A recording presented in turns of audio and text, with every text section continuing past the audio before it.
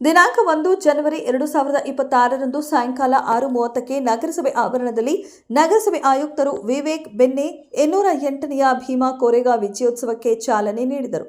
ಆದಿ ಜಾಂಬವಂತ ಸಂಘಟನೆ ಹಾಗೂ ಮಹಾನ್ ನಾಯಕ ಡಾಕ್ಟರ್ ಬಿ.ಆರ್. ಅಂಬೇಡ್ಕರ್ ಸೈನ್ಯ ವತಿಯಿಂದ ನಗರಸಭೆಯ ಮುಂದೆ ಭಾರತ ರತ್ನ ಸಂವಿಧಾನ ಶಿಲ್ಪಿ ಡಾಕ್ಟರ್ ಬಾಬಾ ಸಾಹೇಬ್ ಅಂಬೇಡ್ಕರ್ ಪ್ರತಿಮೆ ಹತ್ತಿರ ಭೀಮಾ ಕೋರೆಗಾಂವ್ ವಿಜಯೋತ್ಸವ ಕಾರ್ಯಕ್ರಮವನ್ನು ಹಮ್ಮಿಕೊಳ್ಳಲಾಯಿತು.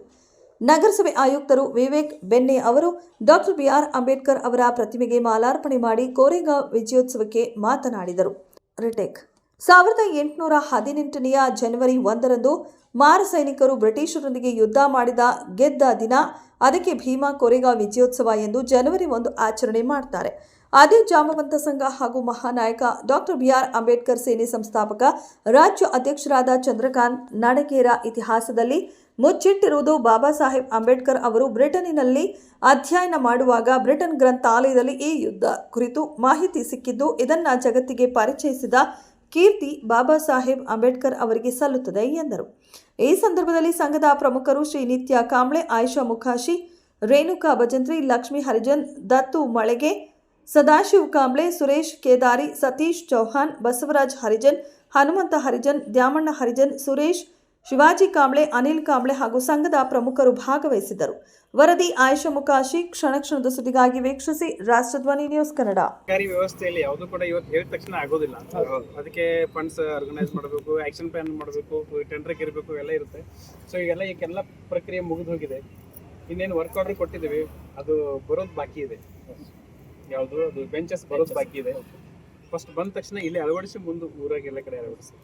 ಒಂದು ಸಜೆಷನ್ ಸರ್, ಅದು ಸರಿಯಾದ ತಪ್ಪ ಗೊತ್ತಿಲ್ಲ. ನೀವೇನು ಧಾರಾವಾಹಿಗೆಲ್ಲ ಇಲ್ಲಿ ಮಾಡಿದ್ದೀರಿ, ಇದು ತಮ್ಮ ಇಲಾಖೆದು ಒಳಗಡೆ ಇರ್ತದೆ. ಹಾಗಿದ್ದು ಭಾಳ ಖುಷಿ ಇದೆ ನಮಗೆ. ಏನು ಕೋರ್ಸ್ ಕಾಣ್ತಾ ಇದೆ, ಇದರಲ್ಲಿ ನೀವು ಧಾರಾವಾಹಿಗೆಲ್ಲ ಮಾಡಿಕೊಟ್ರೆ ಭಾಳ ಅನುಕೂಲತೆ, ಸಾರ್ವಜನಿಕರು ಆಗ್ತೈತಿ ಮತ್ತು ಎಂಟ್ರನ್ ಆಗುತ್ತೆ ಅನ್ನೋ ಒಂದು ವಿಚಾರ ನಾನು ಇಷ್ಟಪಡ್ತೀನಿ. ಏನು ಅದನ್ನು ಇಲ್ಲಿ ಒಂದು ಸ್ವಲ್ಪ ಇದು ಕಂಪೌಂಡ್ನ ಕಟ್ ಮಾಡಿ ಕಳಿಸಿ ಅದಕ್ಕೆ ಸ್ವಲ್ಪ ಗೇಟ್ ಹಾಕಿಸ್ಕೊಟ್ಬಿಟ್ರೆ ಅನುಕೂಲ ಆಗುತ್ತೆ. ಇನ್ನು ಹೊರಗೆ ಕಾರ್ಯಕ್ರಮ ಮಾಡ್ಕೊಂಡು ಹೋಗ್ಬೋದು, ಚರ್ಚೆ ವಿಷಯ ಆಗುತ್ತೆ ಅನ್ನೋ ಒಂದು ವಿಚಾರ. ಅದರದ್ದು ಆಗೋಗಳ ಬಗ್ಗೆ ಚರ್ಚೆ ಮಾಡ್ತಾರೆ. ರಸ್ತೆಗೆ ಸೆಕ್ಯೂರಿಟಿ ಬಗ್ಗೆ ಸ್ವಲ್ಪ ಯೋಚನೆ ಮಾಡಬೇಕು. ನಾವು ನೀವು ಕೂಡ ಎಲ್ಲರೂ ಸ್ವಲ್ಪ ಗ್ರೂಪ್ ಆಫ್ ಪೀಪಲ್ ಜೊತೆಗೆ ಚರ್ಚೆ ಮಾಡಿ. ಇಲ್ಲ ಸರ್, ಇದನ್ನ ಬೇಕಾದ್ರೆ ನೀವು ಡೋರ್ದಿಂದ ಲಾಕ್ ಸಿಸ್ಟಮ್ ಮಾಡಿ ಅದನ್ನ ಯಾರು ಇಂಪಾರ್ಟೆಂಟ್ ಹಿಂಗೆ ಬರೆದು ಮಾಡ್ಬೇಕಂತ ವಿಚಾರ ಇರುತ್ತೆ. ಲಾಕ್ ತೊಗೊಂಡ್ಬೇಕಾದ್ರೆ ನೀವು ಪರ್ಮಿಷನ್ ತೊಗೊಂಡೇ ಮಾಡಲಿ, ಇಲ್ಲ ಹಂಗಂತ ನೀವು ಓಪನ್ ಇಟ್ಟಿರ್ತೀರಿ. ನಾವು ತಹಸೀಲ್ದಾರ್ ಅವರು ಪೊಲೀಸ್ ಅನುಕೂಲ ಆಗುತ್ತೆ. ಇನ್ನು ಹೊರಗೆ ಕಾರ್ಯಕ್ರಮ ಮಾಡ್ಕೊಂಡು ಹೋಗ್ಬೋದು, ಚರ್ಚೆ ವಿಷಯ ಆಗುತ್ತೆ ಅನ್ನೋ ಒಂದು ವಿಚಾರ. ಅದರದ್ದು ಆಗೋಗಳ ಬಗ್ಗೆ ಚರ್ಚೆ ಮಾಡ್ತಾರೆ. ರಸ್ತೆಗೆ ಸೆಕ್ಯೂರಿಟಿ ಬಗ್ಗೆ ಸ್ವಲ್ಪ ಯೋಚನೆ ಮಾಡಬೇಕು. ನಾವು ನೀವು ಕೂಡ ಎಲ್ಲರೂ ಸ್ವಲ್ಪ ಗ್ರೂಪ್ ಆಫ್ ಪೀಪಲ್ ಜೊತೆಗೆ ಚರ್ಚೆ ಮಾಡಿ. ಇಲ್ಲ ಸರ್, ಇದನ್ನ ಬೇಕಾದ್ರೆ ನೀವು ಡೋರ್ದಿಂದ ಲಾಕ್ ಸಿಸ್ಟಮ್ ಮಾಡಿ ಅದನ್ನ ಯಾರು ಇಂಪಾರ್ಟೆಂಟ್ ಹಿಂಗೆ ಬರೆದು ಮಾಡ್ಬೇಕಂತ ವಿಚಾರ ಇರುತ್ತೆ. ಲಾಕ್ ತೊಗೊಂಡ್ಬೇಕಾದ್ರೆ ನೀವು ಪರ್ಮಿಷನ್ ತೊಗೊಂಡೇ ಮಾಡಲಿ, ಇಲ್ಲ ಹಂಗಂತ ನೀವು ಓಪನ್ ಇಟ್ಟಿರ್ತೀರಿ. ನಾವು ತಹಸೀಲ್ದಾರ್ ಅವರು ಪೊಲೀಸ್ ನಮ್ಮ ದಲಿತರಿಗೆ ಹೊಸ ವರ್ಷ ದಿನ ಅನ್ಕೈಸಿ ನಾವು ಸಾಂಕೇತಿಕವಾಗಿ ಸಣ್ಣ ಪ್ರಮಾಣದಲ್ಲಿ ನಮ್ಮ ನಗರಸಭೆಯ ಎದುರುಗಡೆ ನಮ್ಮ ಪಿತಾಮಹ ಬಾಬಾ ಸಾಹೇಬ್ ಅಂಬೇಡ್ಕರ್ ಅವರಿಗೆ ಮಾಲಾರ್ಪಣೆ ಹಾಗೂ ಜ್ಯೋತಿ ಬೆಳಗುವ ಮೂಲಕ ನಾವು ಸಂಭ್ರಮ ಆಚರಣೆ ಮಾಡಿದ್ದೀವಿ. ಈ ಸಂಭ್ರಮ ಜೊತೆ ನಾವು ಹೊಸ ವರ್ಷದ ಏನು ಜನವರಿ 1 ಆಚರಣೆ ಮಾಡಬೇಕಂತ ವಿಶು ಹ್ಯಾಪಿ ನ್ಯೂ ಇಯರ್ ಅಂತ ನಾವೇನು ಹೇಳ್ತೀವಿ, ನಾವು ಭೀಮಾ ಕೋರೆಗಾಂವ್ ವಿಜಯೋತ್ಸವಕ್ಕೆ ಶುಭವನ್ನು ಕೋರ್ತಾ ಇದ್ದೀವಿ.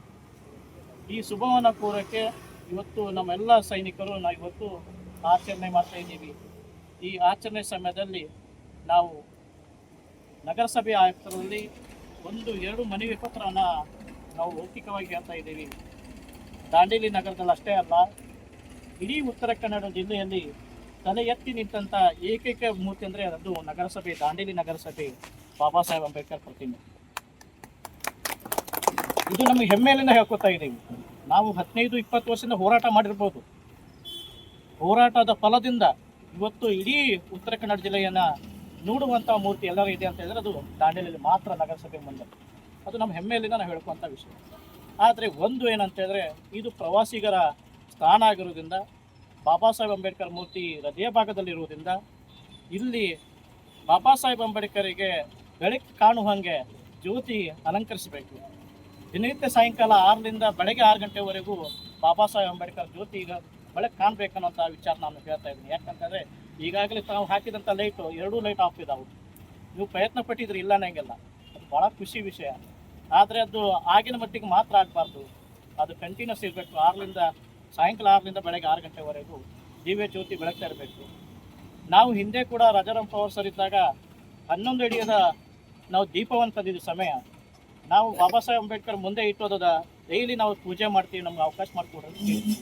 ಆದರೆ ನಾವೀಗ ಸರ್ ಹತ್ರ ನಾವು ಅದು ಮತ್ತೊಮ್ಮೆ ಮನೆ ಪತ್ರ ಮಾಡ್ತಾ ಇದ್ದೀವಿ. ಆ ಸಮಯ ಇಟ್ಟು ನಮಗೇನೋ ಪೂಜೆ ಮಾಡ್ಲಿಕ್ಕೆ ಅವಕಾಶ ಕೊಟ್ಟರೆ ಭಾಳ ಅನುಕೂಲತೆ ಆಗುತ್ತೆ. ಅದು ಬೇಕಾದ್ರೆ ನಿಮ್ಮ ನಗರಸಭೆಯೆಲ್ಲ ಇಟ್ಕೊಳ್ರಿ. ನಮ್ಗೆ ಯಾವಾಗ ಬೇಕಾದಾಗ ನಾವು ಈ ದೀಪ ಇಟ್ಕಿಸಿ ಅದನ್ನು ಜ್ಯೋತಿ ಬೆಳೆಸ್ತೇವೆ. ಇದು ಒಂದು ನಮ್ಮ ಬೇಡಿಕೆ. ಎರಡನೇ ಬೇಡಿಕೆ ಅಂತ ಹೇಳಿದ್ರೆ, ಸಣ್ಣದಾದ್ರೂ ಜಾಗ ಭಾಳ ವಿಶಾಲವಾದ ಜಾಗ ಇದೆ. ನಾವು ಆ ಕಡೆ ಭಾಗದಲ್ಲಿ ಏನಿಲ್ಲ ಒಂದು ಸ್ಟೇಜ್ ಟೈಪ್ ಮಾಡಿ ಅಲ್ಲಿ ಒಂದು ವೇದಿಕೆ ಕಾರ್ಯಕ್ರಮ ಇಂಥ ಸಣ್ಣ ಪುಟ್ಟ ಕಾರ್ಯಕ್ರಮ ಮಾಡಲಿಕ್ಕೆ ಒಂದು ಅವಕಾಶಗಳು ಮಾಡಿಕೊಡ್ಲಿಕ್ಕೆ ಒಂದು ಗಟ್ಟಿ ವ್ಯವಸ್ಥೆ ಮಾಡಿಕೊಡ್ಲಿಕ್ಕೆ ಕೇಳ್ಕೊತಾ ಇದ್ದೀವಿ. ಅದೇ ರೀತಿ ಇಲ್ಲಿ ಸಣ್ಣ ಪುಟ್ಟ ಗೋಡೆ ಹತ್ರ ಒಂದು ಸಿಮೆಂಟಿನ ಕುರ್ಚಿ ಆಗಿರ್ಬೋದು ಅಥವಾ ಯಾವುದಾದ್ರೂ ಒಂದು ರೆಡಿಮೇಡ್ ಕುರ್ಚಿಗಳನ್ನ ಮಾಡಿಸ್ಕೊಟ್ರೆ ಭಾಳ ಅನುಕೂಲತೆ ಆಗುತ್ತೆ. ಅದೇ ರೀತಿ ಇಲ್ಲಿ ಈಗ ಕ್ಲೀನ್ ಇದೆ, ಇದರ ಗಾರ್ಡನ್ ರೂಪದಲ್ಲಿ ಆಗಬೇಕಂತ ಒಂದು ವಿಚಾರ ಮಾಡ್ತಾ ಪ್ರತಿದಿನ ಹೂವಿನಾರ, ಮೊನ್ನೆ ನಮ್ಮ ದೇಶಪಾಂಡೆ ಸಾಹೇಬರು ಹೂವಿನಾರ ಹಾಕಿ ಹೋಗಿದ್ರು, ಇವಾಗ ನಾವು ತೆಗೆದಿದ್ದೀವಿ. ಆದರೆ ಡೈಲಿ ನೀವೇನು 2 ದಿವಸಕ್ಕೊಮ್ಮೆ ಹೂವಿನಾರ ಹಾಕ್ಬೇಕಂತ ವಿಚಾರ ಮಾಡಿದ್ರಿ, ಅದು ಆಗಲಿಲ್ಲ ಅನಿಸ್ತೈತಿ. ಯಾಕಂದ್ರೆ ಅದು 1 ವಾರದ ಮೇಲಾಗಿದೆ, 15 ದಿವಸ ಮೇಲಾಗಿದೆ ಆ ಹೂವಿನ ಹಾರ. ದಯಮಾಡಿ ಹೊಸ ವರ್ಷಕ್ಕೆ ಸಂಭ್ರಮದಲ್ಲಿ ನಮ್ಮ ಏನು 4 ಬೇಡಿಕೆಗಳಿದ್ದಾವೆ ತಾವು ಈಡೇರಿಸಿಕೊಡ್ತಿರೋಂಥ ಆಶಾಭಾವನೆಯಿಂದ ಇವತ್ತಿನ ಕಾರ್ಯಕ್ರಮದಲ್ಲಿ ತಾವು ಭಾಗವಹಿಸಿದಿರಿ. ತಮಗೆ ಮತ್ತೊಮ್ಮೆ ನಾವು ಹೃದಯಪೂರ್ವಕವಾಗಿ ಭೀಮಾ ಕೋರೆಗಾಂವ್ ವಿಜಯೋತ್ಸವ ಶುಭ ಕೋರುತ್ತಾ, ಹೊಸ ವರ್ಷ ಸಂಭ್ರಮದ ಶುಭವನ್ನು ಕೋರುತ್ತಾ ನಾವು ಈ ಕಾರ್ಯಕ್ರಮ ಕುರಿತು 2 ಮಾತನಾಡಬೇಕಂತ ತಮ್ಮಲ್ಲಿ ಅನಿಸುತ್ತೆ. ಎಲ್ಲರಿಗೂ